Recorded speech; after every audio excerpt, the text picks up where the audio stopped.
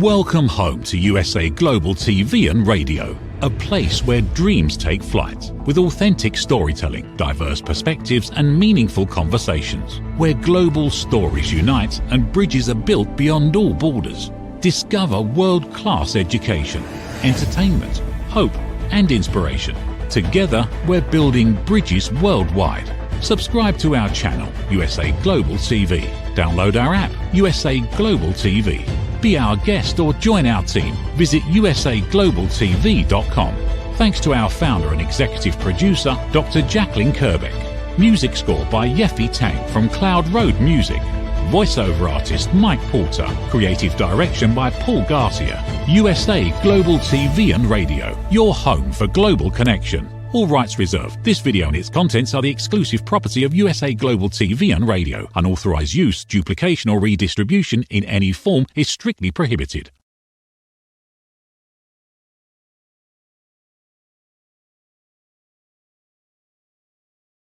Mind and Soul. We're on USA Global TV and Radio. And this week's topic, I gotta be honest with you, I'm usually really hyped up to do these shows every week, but this is a topic that I didn't want to have to talk about. It's one that is frustrating, one that really does cause a lot of inner turmoil. And it's, do nice guys always finish last? Well, the first part is no, not always. That's not, there is no always. Almost in anything in life, there's not an always. There is a great possibility of things, but never say never, right? Never say always. So no, nice guys don't always finish last. Now, do nice guys finish last the majority of the time? Yes. I think it's been proven time after time after time that I've seen there's a woman who does a commercial about a formula that she's come up with to help men attract women. And part of it is, her pitch is, are you a nice guy? And if so, that's a problem. That's why you're not getting women to go out with you, because you're too nice. And if you're too nice, women can't see you as anything more than a friend or anything more than, a nice guy, a good guy. And somebody actually one time, not long ago, a friend of mine called me vanilla because I'm a nice guy. And let me tell you something, that starts to get old after a while. I'll be honest with you. I mean, that really does. It's frustrating. It's, you don't want to, I, as a grown man, and even in college, I did this. I was always nice to people because I wanted to be nice to people, guys and girls. I'm heterosexual, but I was always nice to everyone. I would, put myself second a lot, and I would put people ahead of me a lot. Not all the time, but a lot of the time. And it seems like today, I do those things. And I'm giving you my perspective. I mean, if people don't agree, they don't have to. It's fine. But I'm giving my perspective. It's the majority that will take, but will not give back or even help out a little bit.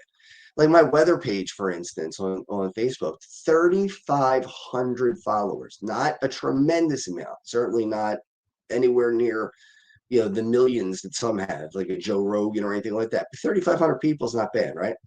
Now, out of 3,500 people, if I ask for anything, maybe one or two will chip in, whether it's donate to my charity, whether it's come out to an event that I'm running for my charity, whatever it is, or if I need help with something.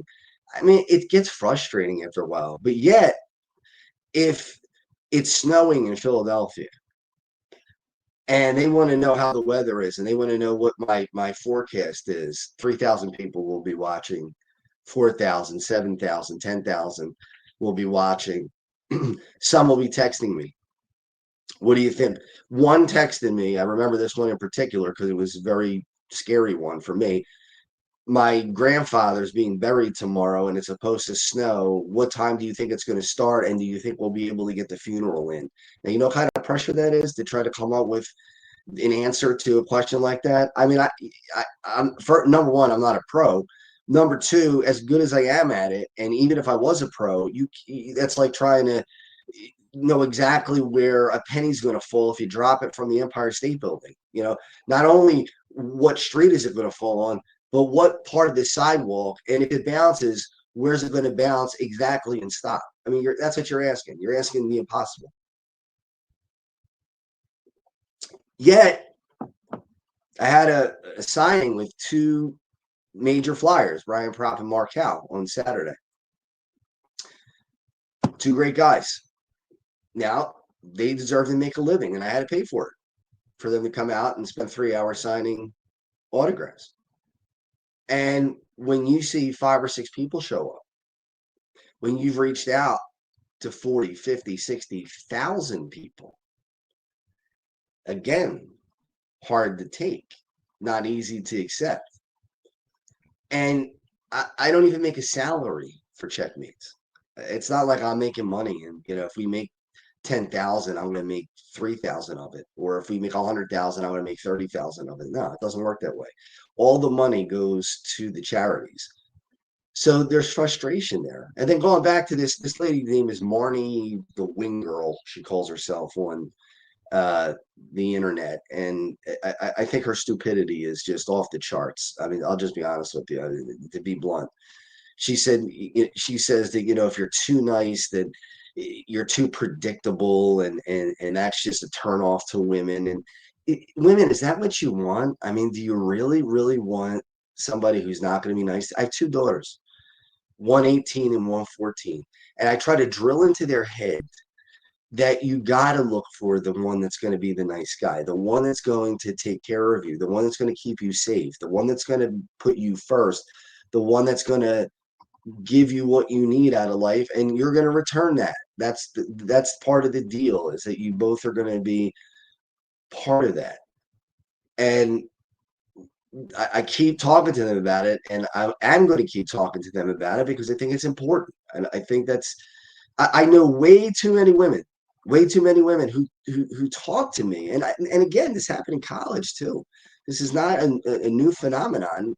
It's a frustrating one, but it's not a new one, where I play psychological boyfriend. And what do I mean by that? I mean, they know I'm a nice guy, and they know I'm not going to take advantage of them, and they know that they could talk to me, and I'm okay with that. But then they go back to doing the same things that they're telling me that is a problem for them. And I don't know how to not get frustrated, especially if I'm attracted to someone myself, and they're telling me about another guy and how horrible he's treating her, like to the point where she has to call the police to get him away from her house because he stalks her, or because he locks her in a room, or because he hits her, manhandles her, does whatever. And I say, well, you got to get out of that situation. And then I hear, yeah, but it's too hard. There's the trauma bond thing. Okay, fine, I get it. Get help. Get help. Don't just stand there and say, well, it's a trauma bond, and I'm going to take this forever. That is, I mean, is that what you want? Is the bad boy that cool? I mean, is it really, especially at 50? I mean, maybe at 18, maybe at 16, he smokes, he's a cool guy, he breaks all the rules. Is that what you want at 50? I'm 50, or 60, or 55, or 70. I mean, is that really what you want? You want Fonzie? Now, Fonzie was a good guy, right? And if you remember Happy Days, I'm showing my age now, right? But look at all the girls he dated, right? He was, I wouldn't say he was a womanizer. I mean, they didn't mention sex in Happy Days. They mentioned that he dated a lot. Now, it's up to your discretion whether, and what you think, whether those dates led to something more, or it was just making out. Because remember, in Happy Days, they had Inspiration Point, and that's where the guys would take a girl up in the car and make out with them at Inspiration Point. But there was never any talk, especially at that time in the 70s and 80s, about whether that was sexual or not. It was more of a kind of a rite of passage, I guess, that the guy would go and get a girl, and they would kiss and make out, and that'd be it. But today, you can't do that. Otherwise, you're labeled a bad guy. You're labeled a player. I mean, how many girls do you talk to? I've heard women say that to me. How many girls do you talk to? A lot. I talk to a lot of girls. That doesn't mean that I'm sleeping with them. It doesn't mean that I'm kissing them. That doesn't mean anything. But have we gotten to the point where guys now are labeled as players or pigs because they associate with women? And even if I did date multiple women, even if I did, why is it okay for women to come to me and say, well, I date multiple guys and I can't stand guys who are with multiple women? I mean, it's crazy to me. Now, that was the double standard back in the day, before really my time. In the 60s and 70s, and even probably part of the 80s, there was a double standard where if a girl dated a lot of guys, she was considered dirty, and a girl you wouldn't want to go out with, a girl you want to stay away from. And if guys did it, it was cool. And they would talk in a locker room about how many girls they were with, and that type of thing. So there was a double standard for sure. It's now reversed itself. It's actually reversed itself. I'm not saying that we should all go out and do whatever we want with whomever we want, whenever we want. But you know, you can't have it both ways. You can't have women who are saying that you're a good guy, you're too vanilla, and then expect you to be sideshow psychologist and help them through things, or be a support um that a boyfriend should be, not just a friend, something beyond that, something that you it's and everybody knows what that is. I don't think that people don't know what that is, what a real relationship is. I think they know. I think they may ignore it, but they know what it is. And it's frustrating, I'll tell you right now, to me, because I've towed the line my entire life. I've always done what I thought was right, to my detriment at times.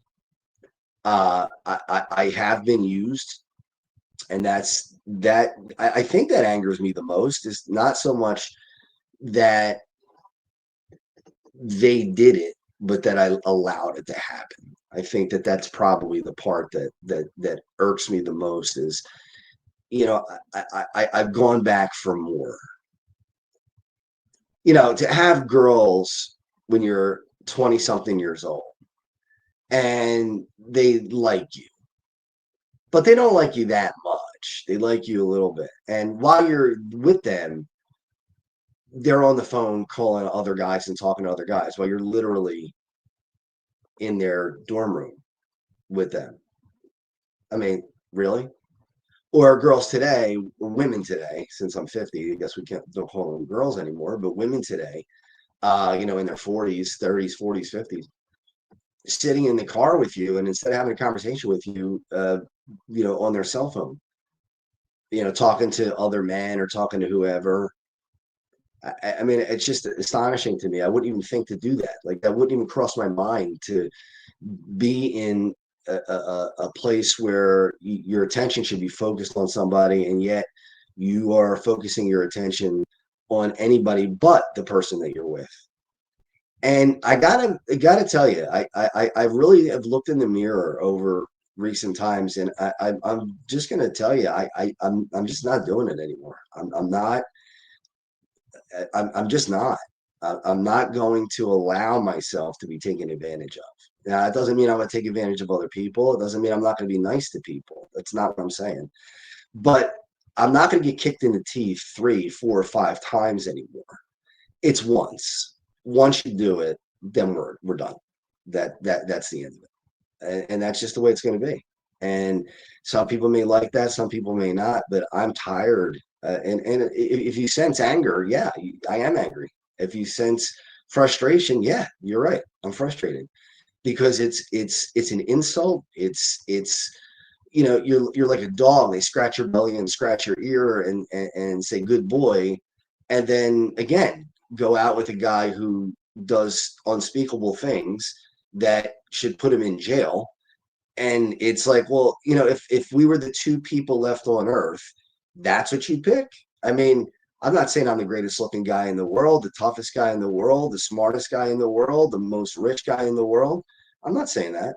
But you're gonna decide that you rather have abuse? Come on. Come on. That doesn't make any sense. It doesn't make any sense. And that's why I try to tell my daughters, you know,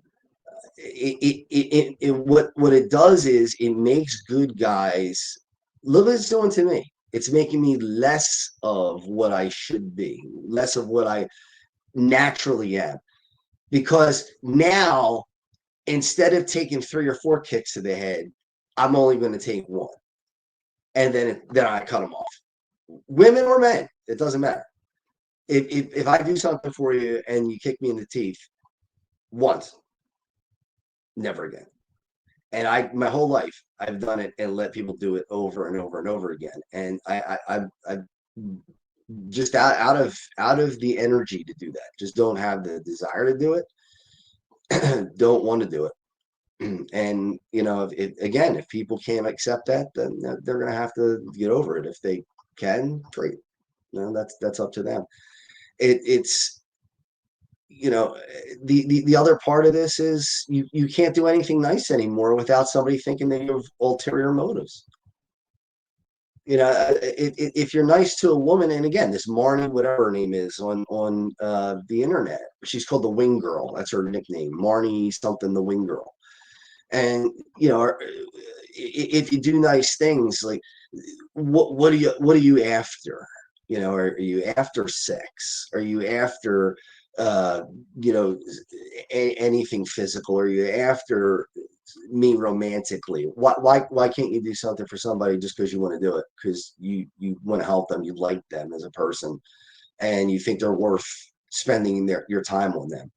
Or if it's a guy and you're heterosexual, if I help a guy, does he think, well, is he trying to do that so that I'll pay him money later, or I'll somehow I'll he's doing it for whatever reasons. I mean, when I was a kid, we used to have adults in school who there was a priest. I'm Catholic, and we all know about the scandal in the Catholic Church and what's happened. I don't think that's a secret anywhere. I think that's pretty wide open. And this was around that time, but that doesn't mean, again, always is a loaded word. That doesn't mean all or every priest was like that. And I was an altar boy, and we had several altar boys. And his name was Father Martin Choppy. I just found out he passed away, which really was heartbreaking because he was a great guy. But Father Choppy one day talked to the teacher, just whispered in her ear, and she said, "Boys," to myself and 3 other guys, go with Father Choppy. He's got something to do with you." So we didn't know what it was, and he wanted to thank us for being such good altar boys and serving and helping, and really being by his side and helping him through whatever he needed.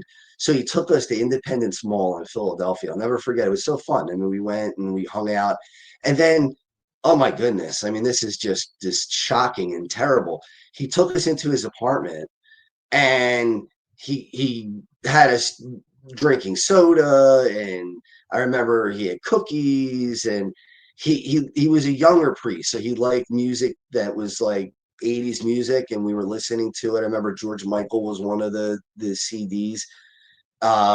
He had a putting game in his house where you could putt and try to, and it would spit the ball back out you, and you could back out at you, and you could putt and knock the ball, try to sink the ball again in golf. And we did that all afternoon. We had such a great time.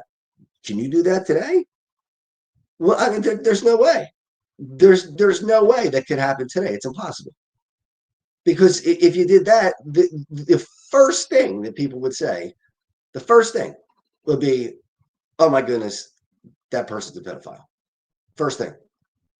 He did absolutely nothing wrong. Nothing.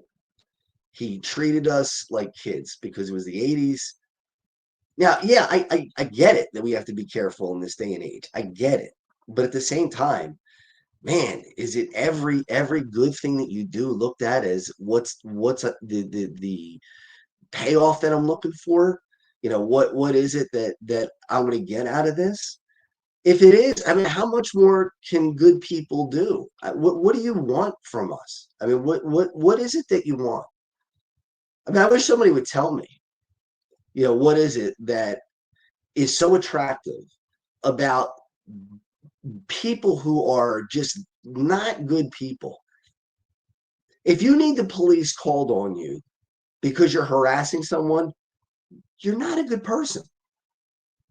Oh, don't judge. Yeah, I'm judging. I am judging. Adolf Hitler, can I judge that he was a horrible person? Or should I say, well, you really shouldn't judge? No, no.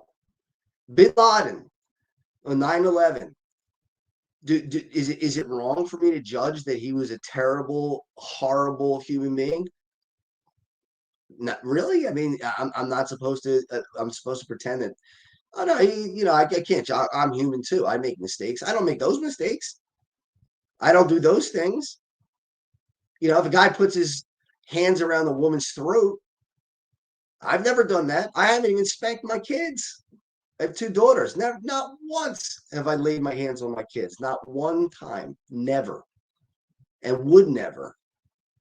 And no matter how angry I would get, I would walk away, or I could yell. I mean, I might say, don't you ever do that again, or whatever it would be, but I never got physical about it. I never did anything that was, and some people believe in spanking still. I don't, even if I had boys, I wouldn't do it, but that's just me. But my point is, you can't win for losing. I mean, you no matter what you do, it's always why. There's a question of why. There's a question of what do they want? Why are they doing this? It can't be because they're a good person, because nobody's like that. It's got to be because there's something behind it. Now, let's talk about reciprocation. I know we got about 10 minutes left or so, but 13 minutes left. Reciprocation. Is it wrong to think that people should reciprocate when you go out of your way to help people over and over and over again, and then they don't do it, and then they wonder why either A, you walk away, or B, you stop helping them, or you just don't bother with them anymore and you just let it go? I mean, again, that's the kicking in the teeth. If somebody says to me, look, I'm down on my luck, I need to borrow a few $100s, and I give them a few $100, and then they become rich, and I'm down on my luck and I need a few $100. They say, well, I don't really give out money, and I don't believe in lending money. Well, you believed in it when I lent it to you, but you don't believe in it now because the shoe's on the other foot. I've heard people talk about social programs like that. I remember a friend of mine, it probably cost me the friendship, but he was dead set against social programs. That's fine. That's your opinion. If you are against social programs, you have the right to be against social programs. If you think that unemployment's bad, if you think Medicare, Medicaid is bad, if you think that CHIP is bad, if you think that food stamps or whatever, you think that's wrong, that's your right. You can believe that if you want to. If you think handouts are wrong, you can believe that. But here's where I have a problem. When he was unemployed, he took this unemployment benefits. Okay. So all these years, you've been preaching about handouts are bad. This makes America terrible. We can't take handouts. We're not going to do that. He loses his job. He has to feed his kids. Now, I would do the same thing. I would take the handout. I would take the government money in unemployment, and I would do what I could to feed my kids. So I don't think he was wrong doing that. But what I did ask him was, I said, well, now that you got a job, he called me up. He said, I got a job. I said, great. Congratulations. I'm glad for it. I'm happy for it. And I was happy for him. I said, but I got a question for you. And he said, what's that? I said, when can I, as a taxpayer, and the rest of the taxpayers in the United States expect your check? And he said, what check are you talking about? I said, well, you're going to pay us back, right? For the unemployment that you took all that time, that was a handout. So if that's a handout and you don't believe in that, you probably should pay that back, right? You should, I'm not saying all at once, but you can maybe make monthly payments or whatever. Now that didn't go over real well. That was something that was, and that's just a microcosm of what's going on in this world today. It's, if it doesn't benefit me, then I really don't want to be bothered. Now, again, I'm not saying everyone. I'm not saying always, but I am saying a majority. It's sad, but it's a majority. It's not. And then, God forbid, a good person does something bad. And when I say bad, I don't mean something like illegal or something terrible. Uh, but they make a mistake. Then all of a sudden they're branded. Oh well, this is a bad guy. So I decided that I want to go out with 3 or 4 girls at one time and date them. Then all of a sudden I'm a player. And then you're labeled forever as a player. And then you're no good anymore. Even if you say, wait, I shouldn't have done that. You're expected to, well, you're a good guy, so you shouldn't make those mistakes. Well, guess what? Good guys make some mistakes too. We're not perfect.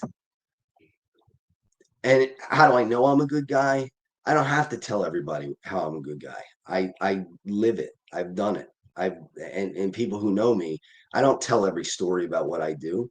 I don't go around preaching about, oh, I did this for this person, I did that for that person, I did this. I don't make a big uh have a parade for myself when I do something good for somebody. Most people have no idea what I've done for people. And there are some people who have done incredible things for me too. That either A, I've told people, or B, it's just between me and that person. So I'm not saying it's not never reciprocal, but I will tell you this, it is a lot less reciprocal. And I tell the story of John, and this is not to toot my horn, but I've told the story many times. When I went to Cleveland and I bumped into this homeless man, John, he said he needed money, and he said for $10 this restaurant nearby, this delicatessen, would give him a ton of corned beef and piled up real high in French fries for just $10. So for him, they would do it because they felt sorry for him. So he said, "Do you have $10?" I gave him 20, and I said, "Listen," I said, "just have 2 meals, right? You could have one for lunch or dinner, or maybe have one for tonight for dinner, and then one tomorrow, for whatever." You know what John turned around and said to me? He said, "How about you come and I treat you to lunch?" Now here's a guy that's down to his last $20, his only $20, which originally was my $20. And I gave it to him. And instead of him saying, "Hey, thanks, man, I appreciate it," and walking away, he wanted to treat me with half of what he had. This is a homeless man. Do better, people. Do better. When you have it, give it. That's the kind of person that we need. And you know what? How many people probably walk past a guy like that and say, "Oh, what a loser." What, this guy doesn't have anything going for him. He's homeless. He's lazy. I can imagine, and I don't have to imagine. I've heard it. I grew up in the Philadelphia area, in the city, and some of the stupidity that came out of the mouths of some of these people were incredible, about how they knew sociology and understood things that they never would be able to understand. And they would say things about homeless people. "Oh, don't, you can't give them any money. They're going to smoke crack with it, or they're going to buy alcohol with it." Well, A, you don't know that, and B, if that's what they do with it, that's not on you. That's on them. You didn't give them the alcohol. They made a choice. So no, it's not a mistake. Rachel said, and Rachel, thank you for commenting in. She always does. She's very loyal to the show, and I appreciate it. And Antoinette, too, her daughter. So, hey, Justin, this is what I never understood about guys who are players. Why have multiple girlfriends? It's cheaper to have one. It is true. It is cheaper to have one girlfriend than it is. Well, it depends. It depends on the girlfriend. I have a friend right now who is a girl. She's not a girlfriend, but she's the one who called me vanilla, which I gotta be honest, stuck in my craw a little bit and still does.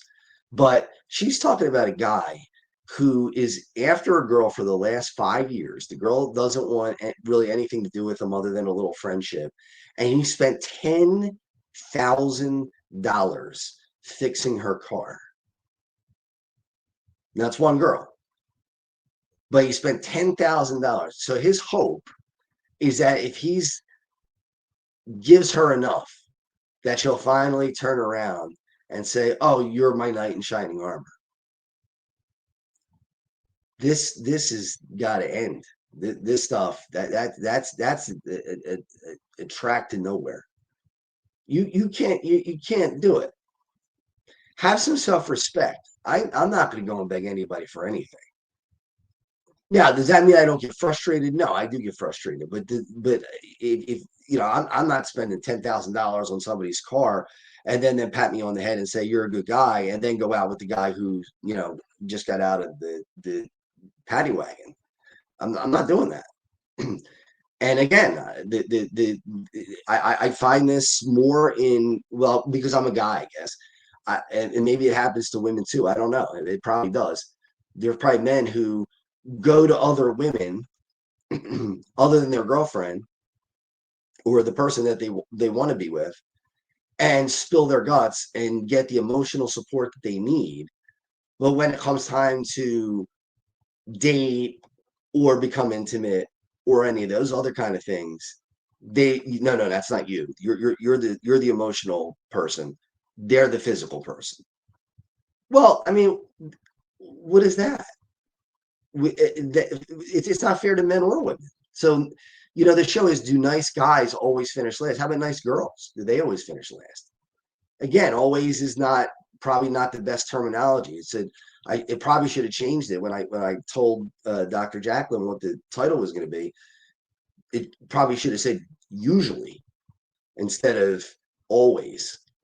But yeah, good people usually get the raw end of the stick because people expect it. And that's the other thing.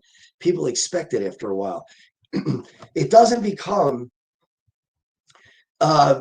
something that they appreciate. It becomes just a given. It's taken for granted. Athletes have this problem all the time. So if you're if you're Aaron Judge for the Yankees, and he hit 70 home runs last year or 2 years ago, whatever it was. Okay. He's a victim of his own success, because if he hits 50 home runs this year and leads the entire American League in home runs, and it's 50, people will say, well, why didn't he hit 70? He hit 70 last year. He still hit 50. He still led the league. But you're comparing him to what he did before. It's never good enough. Never good enough. So if you hit 80 home runs, you better hit 85 the next year. There's no satisfaction. You're a victim of your own success. You're a victim of your own kindness a lot of times. That's the same thing. It's well, you've done it so many times in the past, so I would expect you to always do it. That's the way it works, right? Well, not anymore, and not in my case. I refuse to be that person anymore. That does not mean that I'm not going to be a nice person, but that does mean that there are going to be limitations on it. And not only are there going to be limitations on it, it will cease when somebody shows me that they're not appreciative. When they say, I'm going to do something for you, and maybe I help them move furniture, and then when it's time for me to move, they can't be found. Yeah, oh no, I'll be away this weekend. I'm going to be doing this. I'm going to be doing that. Or could you come and help me take a look at something to fix, something to help me fix. I got stuff to do. But yet at 4 o'clock in the morning, get a text. My grandfather's funeral's tomorrow. I don't know, or today. I don't know if we should have it today or postpone it because when do you think it's going to snow? So you're going to text me and message me and wake me up at 4 o'clock in the morning because you have a dire need for something. But when I need you, you're not going to return that. Do you really think that the next time you text me, I'm going to text you back? If you think that, got another thing coming. Not going to happen. So as I get ready to wrap up the show, we're going to put the commercial on. I just want to say, look, it's not bad to be a nice guy. It's good to be a nice guy or girl or woman or man, whatever you want to say. But don't take garbage. If you get kicked in the teeth, walk away. And it's okay to be angry about it. People will tell you, don't get angry. Don't let them occupy your head. Well, you know what? Sometimes that's hard to do. Sometimes that's tough to do. And sometimes it's the anger directed at yourself, not directed at the other person. All right. So what we're going to do is take a look at this commercial about the NHL celebrity hockey game, which, because I'm a nice guy, I'm running for free. Well, not for free to the public, but free that I'm not getting paid. It's $70 a ticket for the game and for dinner. And let's take a look at the years past.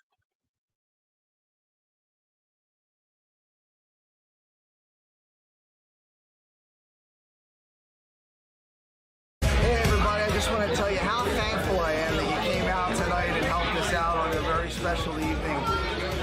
Crohn's and colitis are terrible diseases and they affect a lot of people, not only in the Delaware Valley, but all over the world. And hopefully we can find a cure someday.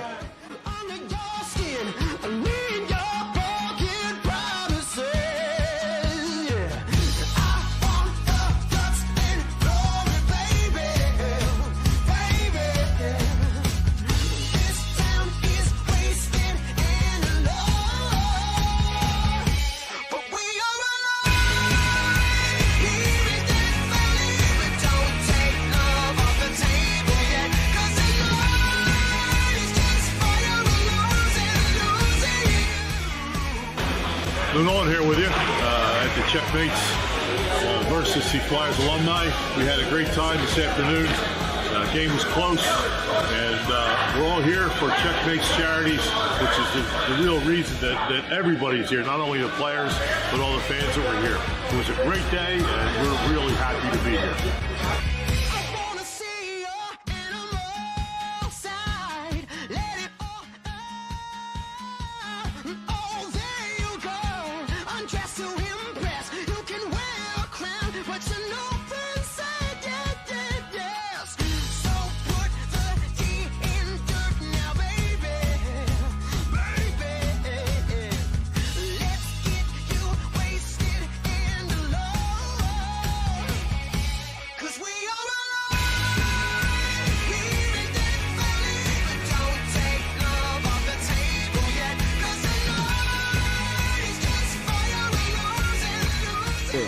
It was fun to be out here at Northeast Skate Zone because the Checos were a pretty good team, and so we had a lot of fun with the charity. And it was good because they took it easy on us old guys. So we had a good time. So anytime you can do something for charity, and I know a couple guys on the other team, and just be on the rink, we all go have fun. Good times go. I'm either gone in an instant or here to the bitter end. I never know what I've got. I want to thank my family for all that they did to help me get through this, and there's a lot of planning that get done. It has to get done. I want to thank Nick's Roast Beef and Common Avenue for all they've done. Dr. Prieto for saving my life, finding the disease and treating me for so long, and the Flyers organization for all they do to help us raise money every year. So thank you, everybody. I appreciate it.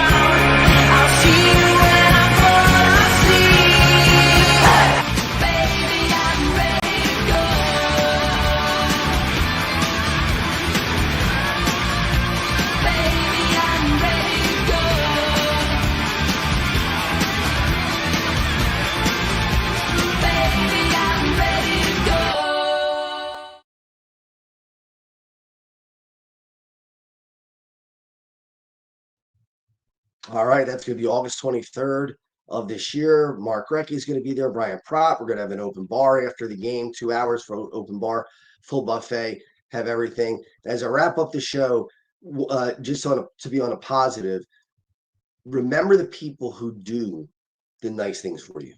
Don't just dwell on the people who have not. And thank you to those who have been in my life, who have always been there and letting me feel that there is hope, that there's hope, that there are good people there. Don't give up your self-respect, but be kind. All right, everybody, I will see you next week. Enjoy the rest of the week, and we'll be back with you as a whole, body, mind, and soul. From the magical world of the amazing adventures of Lady Ella comes a heartwarming new journey filled with kindness, courage, and compassion. Lady Ella, the beloved ladybug and listening mentor, is back, and this time she is not alone. Meet her brave and thoughtful brother, Lord Jack. Together, they take flight on their very first kindness adventure. Along the way, they meet 3 new friends in need: a duck feeling discouraged, a mouse struggling to be understood, and a busy little bee who's completely lost. But with the power of elevated listening and simple acts of kindness, Lady Ella and Lord Jack show us how understanding and empathy can make the biggest difference in someone's day. Written by Dr. Jacqueline Kerbeck, the listening mentor, this 9th book in the best-selling Lady Ella series teaches children ages 5 to 10 the essential skills of listening, kindness, and etiquette. Now available for pre-order on Amazon. Scan the QR code and order your copy today.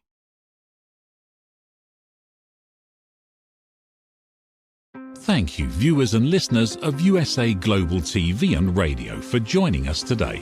We're honoured to have your time and attention as part of our global community. At USA Global TV and Radio, we believe in the power of authentic conversations, meaningful connections, and creating a world of possibilities together. Want to be part of something bigger? Join our team of elevated listeners at usaglobaltv.com, a space where your voice matters and your ability to listen transforms relationships. Stay connected with us across all our platforms for thought-provoking discussions, expert insights, and empowering stories. Subscribe to our channels at youtube.com/c/usaglobaltv. Follow us on social media and explore the endless opportunities we're creating for growth, learning, and inspiration. Together, we're not just broadcasting. We're building bridges and changing lives, one conversation at a time. For inquiries, contact us at info@usaglobaltv.com. Music by Johnny Dyes. Produced by Executive Producer and Director Dr. Jacqueline Kerbeck. Voiceover by Mike Porter. Creative Direction by Paul Garcia. All rights reserved. Copyright 2025. Visit usaglobaltv.com to view our full terms and conditions.